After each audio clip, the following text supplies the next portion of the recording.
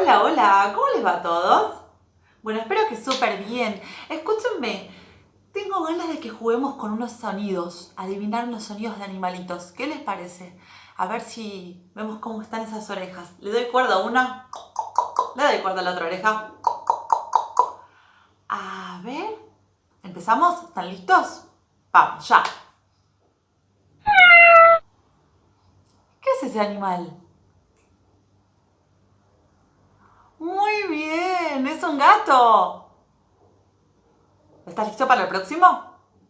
A ver.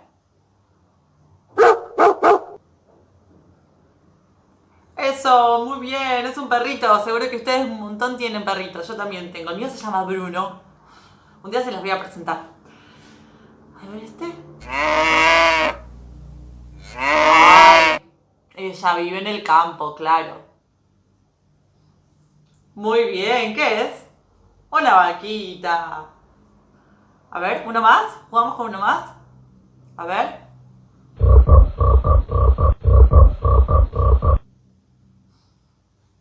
¿Qué era?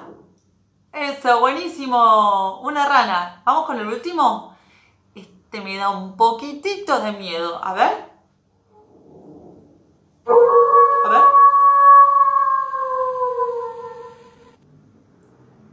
Eso, buenísimo. Es un lobito. Bueno, vos podés jugar y ponerte así con las orejas bien atento en casa y adivinar qué suena sin ver. ¿Qué decís? Dale, te mando un beso muy grande. Que estén muy bien todos. Chau, chau.